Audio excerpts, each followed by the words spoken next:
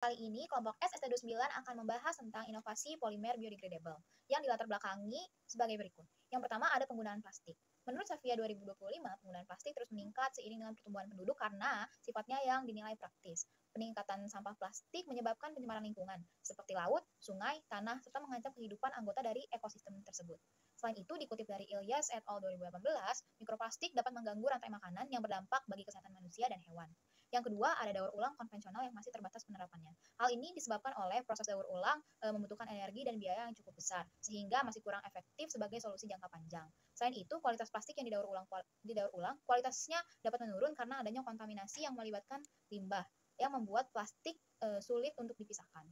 Yang ketiga, ada urgensi penerapan solusi ramah lingkungan. Seiring dengan peningkatan plastik yang berdampak besar terhadap proses lingkungan, maka dibutuhkan inovasi seperti pengembangan bioplastik, plastik biodegradable, peningkatan efisiensi daur ulang, peningkatan teknologi, serta pendekatan pada masyarakat. Polimer biodegradable adalah polimer yang dapat terurai secara alami oleh aktivitas mikroorganisme seperti bakteri, jamur, atau enzim di lingkungannya, sehingga tidak meninggalkan residu berbahaya dan ramah lingkungan. Polimer ini berasal dari sumber alami atau biopolimer seperti pati, selulosa, protein, kitin, kitosan, alginat, dan pektin, maupun dari hasil sintesis berbasis bahan terbarukan seperti poliaktat atau PLA. Karakteristik dari polimer biodegradable adalah mudah terurai, ramah lingkungan, memiliki kecepatan biodegradasi yang cukup cepat berdasarkan komposisi dan faktor lain, terbuat dari sumber bahan baku terbarukan. Selanjutnya, perbedaan antara polimer biodegradable dengan plastik konvensional. Polimer biodegradable dirancang agar dapat terurai oleh mikroorganisme dan tidak meninggalkan residu berbahaya, sehingga lebih ramah lingkungan, dan proses penguraiannya juga relatif cepat tergantung pada kondisi lingkungan seperti suhu, kelembapan, dan keberadaan mikroba.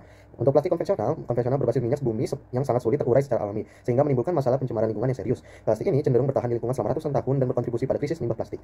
Selanjutnya, ada proses degradasi alami polimer biodegradable. Pertama, terjadi kolonisasi permukaan polimer, di mana proses dimulai dengan mikroorganisme seperti bakteri, jamur, atau ganggang menempel pada permukaan polimer biodegradable. Mikroba ini kemudian membentuk koloni dan menghasilkan biofilm yang memudahkan mereka menempel lebih kuat pada permukaan plastik.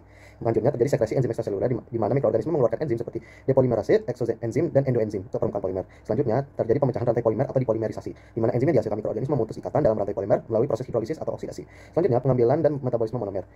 Selanjutnya, mikroorganisme kemudian menyerap monomer hasil pemecahan tersebut dan menjadi sumber karbon dan energi untuk mereka. Dan terakhir, terjadi mineralisasi. Pada tahap akhir ini, seluruh komponen polimer terurai menjadi senyawa anorganik sederhana seperti CO2, H2O, dan atau CH4, sehingga tidak meninggalkan residu berbahaya di lingkungan sekitar. Biodegradable kini dikembangkan dengan teknologi mutakhir seperti nanoteknologi selulosa dan modifikasi kimia yang meningkatkan kekuatan serta ketahanan plastik tanpa mengurangi sifat terurainya. Bahan bakunya berasal dari sumber terbarukan seperti jagung, singkong, dan limbah pertanian yang diolah menjadi PLA, PCL, atau kitosan. Secara global, riset difokuskan pada peningkatan kualitas dan penyesuaian sifat biodegradabilitas sesuai kebutuhan industri. Dalam aplikasi nyata, polimer ini digunakan untuk kemasan makanan, alat medis sekali pakai, kantong sampah, mulsa pertanian, dan tekstil ramah lingkungan. Negara-negara maju seperti Jepang, Korea Selatan, dan negara-negara di Eropa telah sukses mengimplementasikan teknologi ini secara luas, menjadikannya solusi penting untuk mengurangi plastik konvensional dan dampak lingkungan. Teknologi ini tentu saja memiliki kelebihan dan juga tantangan. Kelebihan dari teknologi ini yang pertama yaitu ramah lingkungan, yang kedua mudah terurai, yang ketiga bahan terbarukan.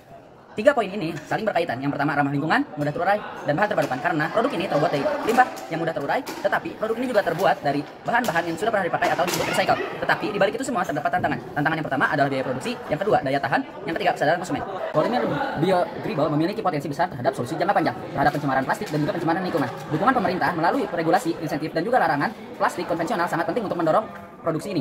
Industri juga perlu terus berinovasi agar biaya produksi yang lebih efisien, peran masyarakat dalam memilih produk ramah lingkungan, dan meningkatkan kesadaran akan pentingnya lingkungan turut mempercepat adaptasi polimer ini.